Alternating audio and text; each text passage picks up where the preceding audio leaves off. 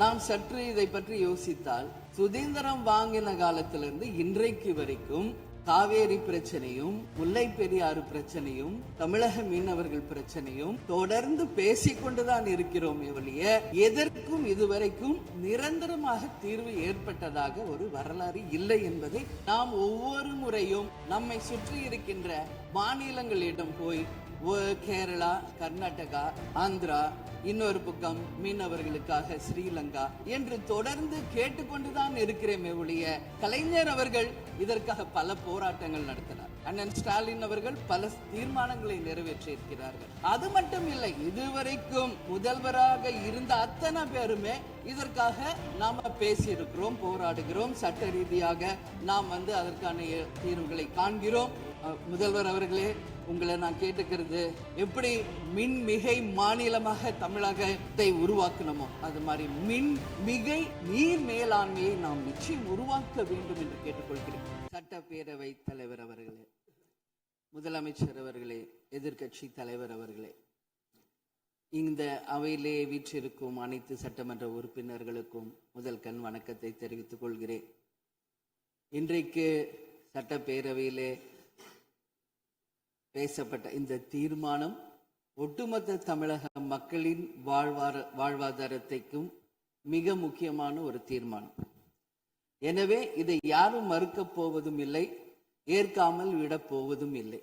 தமிழ்நாட்டிற்காகவும் தமிழக மக்களின் அத்தனை உரிமைக்காகவும் ஒட்டுமொத்த தமிழகமும் ஒன்றாக தான் இருக்க போகிறோம், அதற்காக போராட போகிறோம்.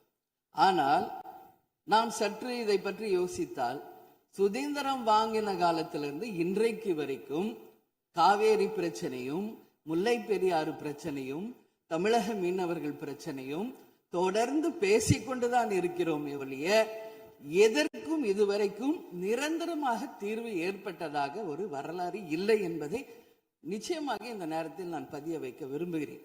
இதற்கு எந்த குறிப்புகளோ படிக்க வேண்டிய அவசியம் இல்லை. இது உணர்வு, நம் மனதிலே ஆழமாக இருக்கும் நம் உணர்வை பதிய வைக்க வேண்டிய இடம் இந்த சட்டமன்றம். இந்த சட்டமன்றமே தமிழக மக்களுக்கானது. தமிழக மக்களின் வரி பணத்தில் நடத்தப்படுவதுதான் இந்த சட்டமன்ற இந்த கூட்டங்கள் எல்லாம். அப்படி இருக்கையில் தமிழக மக்களின் உரிமையை நாம் ஒவ்வொரு முறையும் நம்மை சுற்றி இருக்கின்ற மாநிலங்களிடம் போய் கேரளா, கர்நாடகா, ஆந்திரா, இன்னொரு பக்கம் மீனவர்களுக்காக ஸ்ரீலங்கா என்று தொடர்ந்து கேட்டுக்கொண்டுதான் இருக்கிறேமே ஒழிய தன்னிறைவு பெற்ற ஒரு மாநிலமாக தமிழ்நாடு என்றைக்கு வரப்போகிறது என்பதை தான் நான் இந்த நேரத்தில் சிந்திக்கிறேன். ஏன்னா நம்மை சுற்றி இருக்கின்ற நமது தலைவர்கள் எல்லாருமே இந்த பிரச்சனைக்காக, அம்மையார் புரட்சி தலைவி ஜெயலலிதா அவர்கள் காவேரிக்காக உண்ணாவிரதம் இருந்தாங்க, முதலமைச்சராக இருந்து. கலைஞர் அவர்கள் இதற்காக பல போராட்டங்கள் நடத்தினார். அண்ணன் ஸ்டாலின் அவர்கள் பல தீர்மானங்களை நிறைவேற்றி இருக்கிறார்கள். அது மட்டும் இல்லை, இதுவரைக்கும் முதல்வராக இருந்த அத்தனை பேருமே இதற்காக நாம பேசி இருக்கிறோம், போராடுகிறோம், சட்ட ரீதியாக நாம் அதற்கான தீர்வுகளை காண்கிறோம். அது மட்டும் இல்லை, காவிரி மேலாண்மை ஆணையம் ஒரு தீர்ப்பு சொல்றாங்க, உச்ச நீதிமன்றம் ஒரு தீர்ப்பு சொல்றாங்க. எதுவும் பேசியும் இதுவரைக்கும் தீர்வு இல்லை. இப்பொழுது முதல்வராக பதவியேற்றிருக்கும் சிவகுமார் அவர்கள் சொல்றாரு, நாங்க பேச தயாராக இருக்கிறோம் என்று.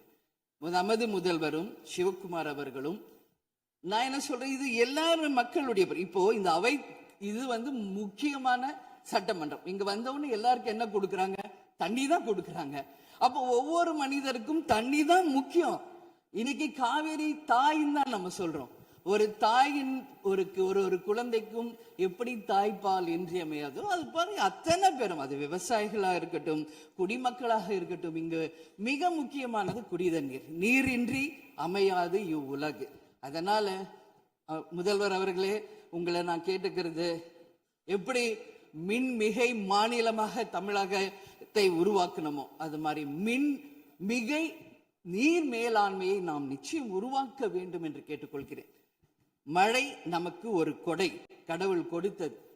அதற்கு இனி வர இருக்கும் மழை காலத்திற்கு முன் அதற்கான தீர்வுகளை நாம் ஏற்படுத்தி, எங்கெல்லாம் தமிழ்நாட்டின் நதிகளை இணைக்க வேண்டும். சும்மா நம்ம போய் பக்கத்து ஸ்டேட்டுக்கிட்டயே தண்ணி கொடுங்க, டேம் கட்டாதீங்க கேட்டுக்கிட்டே தான் இருக்கோம், எதுவுமே நடக்கல.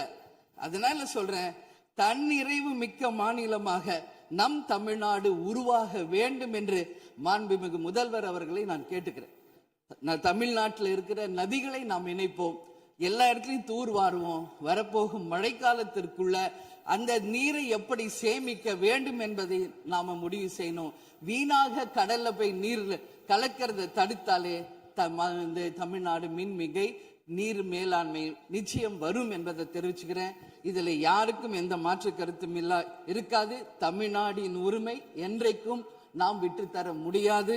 முன்னொரு காலம் புரட்சி கலைஞர் கேப்டன் எதிர்கட்சி தலைவராக இருந்தபோது தமிழகத்தின் பிரச்சனைக்காக அனைத்து கட்சியும் ஒன்று திரட்டி டெல்லிக்கு சென்று பிரதமரை சந்தித்து தமிழக மக்கள் சார்பாக கோரிக்கை வைத்தார். அதுபோல் தேவைப்பட்டால் அனைத்து கட்சியையும் நீங்கள் ஒன்றாக அழைத்து சென்று தமிழக மக்களின் உரிமையை நிலையாக உறுதியாக நீங்கள் நிலைநாட்ட வேண்டும் என்பதை நான் கேட்டுக்கொள்கிறேன். எனவே தேசிய முற்போக்கு திராவிட கழகம் என்றைக்கும் தமிழ்நாட்டின் உரிமைக்காகவும் தமிழக மக்களின் உரிமைக்காகவும் உறுதியாக மேகதாதுவில் அணை கட்டக்கூடாது என்பதிலும் எந்த மாற்று கருத்தும் இல்லை. தீர்மானத்தை வரவேற்கிறேன் என்று கூறி அமர்கிறேன். நன்றி, வணக்கம்.